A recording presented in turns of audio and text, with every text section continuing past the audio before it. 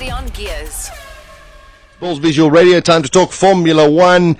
Yesterday, round 17 of the Formula One Championship, the Indian Grand Prix, and to discuss everything that happened on the track and things that are happening off the track, the one and only Gary Formato. Hey, Gary.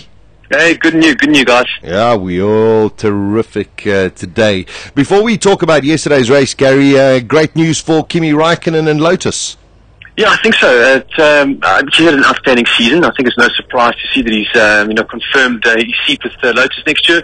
I think the team and both himself can certainly build on it. And, I certainly expect him to actually win a couple of races. He's been close this year. I hope that Kimi's going to be, in full swing next year and can actually fight with strength for the title. Yeah, we got to hope that as well. Maybe the Lotus bosses have to release a little bit of the money pipe for next season. But amazingly, we've been discussing now on Twitter, they haven't confirmed Romain Grosjean. No, they haven't yet. And look, I mean, he's been quick. We all know he's crashed a lot. And the thing for Grosjean that he's got to be concerned about is there are a lot of young drivers out there that have a lot of money backing them up, and they are able to get themselves into an F1 seat. And the Lotus drive for a driver like that would be absolutely prime. So they could charge a lot of money for it, and I believe that may be his biggest threat. Yeah, it could well be a factor, that's for sure. Gary, let's look at yesterday's Grand Prix. 4 in a row for Sebastian Vettel, 150 victories for Renault-powered vehicles in Formula One history. The numbers just keep rolling up and getting ticked off by young Sebastian Vettel. And, it's going to take one mighty effort or a little bit of bad luck for him to lose this. Yes, I think I'll go to bad luck. The car's so quick. I don't think that Ferrari can come up with anything that's going to challenge Red Bull this quickly, going into the final couple of races of the year. The package, as we've seen, is working so well at the moment. Vettel is not wringing the car's neck by any stretch of the imagination. He's got things well in hand, and at the same time, he's still faster than anybody else. So, it would be cruel for him to lose the championship if he did have bad luck, but of course it is motor racing. You've just got to take your hat off to them and say, what a great job that they are doing. Vettel, we know he's a fantastic driver, and as you said, the stats are just racking themselves up now. I mean, he's starting to put himself into that into the great category, if you like. Yeah, very, very much so. Going to leave Fernando Alonso for a while, Gary. Mark Webber, unfortunately, had problems with his Kerr system, but he drove a great race, but he's just not a match for Vettel. No, he's not. Look, I think he did well in qualifying to get the car up there. His job really at this point in time is to make the best of the Red Bull, get it up there, score team points. I think he probably knows it as well. Vettel is a class driver. Look, there's nothing wrong with Webber, but I think Vettel's in another league, to be honest with you. But it also just shows you the strength of the Red Bull. Even though he didn't have the curves working correctly, the car was still able to compete. Yes, he was passed by Alonso, but very comfortable in third place. Yeah, looking at the other team, got to say a little bit disappointing. Both the McLarens, they were third and fourth of the grid. They looked to have pace at certain times of the race, specifically towards the end on light fuel, but their consistency seems to have dropped off quite significantly. Yeah, that's an issue. You've got to get the cars going throughout the race conditions. Obviously, the setup that McLaren are employing, it's the same as Ferrari. We've seen Ferrari work on full tanks or light tanks, whatever it may be, the option that the teams go for. The deal is getting the best compromise to get the car to work throughout the race on any sort of fuel load. McLaren don't have it. I think that McLaren are actually starting to feel the effect of Lewis Hamilton leaving the team now. I don't think the relationship is very good there anymore. And the big question is, I think, that I'm asking myself, is Jenson Button going to be able to lead this team? We know that all the 2013 parts are being tried out on the car at the moment. Sometimes Lewis Hamilton, in fact, doesn't even know they are being tried out. So I think that there's a couple of things going on with McLaren that are making their job a little more difficult than it needs to be. Yeah, you got to say, I mean, yesterday in the TV broadcast, right at the top of the show, we did a build-up, and you could see the body language of Lewis Hamilton after his third place in qualifying. Unfortunately, things really seem to be falling apart between him, McLaren, and McLaren just as a whole. They seem to be a little bit lost.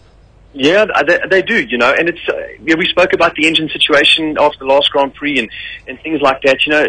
The team needs to get itself back together, and they need a top-line driver. Every time a team has competed, they've had a Senna, they've had a Hamilton, Mika Hakkinen, somebody like that, and I don't think it's the case. And I think they're a team that are genuinely worried about their future. They know they need to come up with a car that is going to be outstanding next year for Jenson Button or Perez for that matter to contend for the title. So I think it's a team under massive pressure. And they've put themselves under massive pressure. The Mercedes-Benz deal probably not helping either. So they're looking around for the engine options and what that may be at the end. I don't know. But a team that's looking, I think, to the future, trying to strategize now to put themselves back into a winning position. Yeah, I tell you, I think there are going to be some few changes that'll come through there as well. Going through the top 10 of yesterday, Bruno Senna, you've got to say, had a really good ride. Maldonado was unlucky when he got tagged and had the puncture. But the Williams is a car, Gary, that's actually better than 10th place. Yes, I think it is, and I think the drivers, unfortunately, in the car are good enough for 10th place. And you've got a guy like Bottas, who we've seen outperform both those drivers in pre-practice. I think we've got to get a guy like him into the car. They can't just focus on the paid drivers. And yes, I know that the times require a different sort of financial outlook on things, even in Formula One. But you've got to have a top line driver in, and I think Bottas may be the deal. Young guy that can do the job. Maldonado on his day is fantastic. Senna, as we saw yesterday, fired up and the car was working well up there in the points. But you've got to get somebody that can do that regularly. And I think it's pretty sad for Williams if they haven't had the result that they deserve this year. As you said, I think the car is definitely better. So I'd like to see somebody else in there. It's good for us watching as well to see another competitive driver. That car, in my mind, should no doubt be where the Lotuses are, at least. Yeah, exactly. I mean, if you look at it, Senna finished behind the likes of Hulkenberg in the Force India, and Hulkenberg has just come on leaps and bounds, Gary, this season. Started off okay, then had a bit of a wobbly, but all of a sudden, I mean, he's making De Resta look very average in Force India. He is, and I think to De Resta's discomfort as well. But it's almost as if, once Hulkenberg's future seems to be secure in Formula One, he seems to relax and just got on with the job and just found his speed. And he's always had it throughout his career. If you look back in his career, he was always a very, very fast driver. Had some fantastic results. Remember, put Williams on pole position a couple of years ago in his first season of Formula One. Just a quick guy. So, he's doing the job that we've come to expect, or that we're expecting to see him do. Yeah, the two Lotus drivers getting into the points as well, but just not a match. Gary, it now comes down to a two-horse race. It is definitely Sebastian Vettel versus Fernando Alonso. Massa had a relatively good drive yesterday, but I think you've got to look at the times, and when you're 40 seconds behind your teammate, it just shows you what a class act Fernando Alonso is. Yes, exactly, and tenacious as well. I mean, he's not giving up at all. If we didn't have a Red Bull that was as competitive as it was, we'd be looking at Alonso and saying, wow, this guy has done amazing things in a car that was really nowhere at the beginning of the season.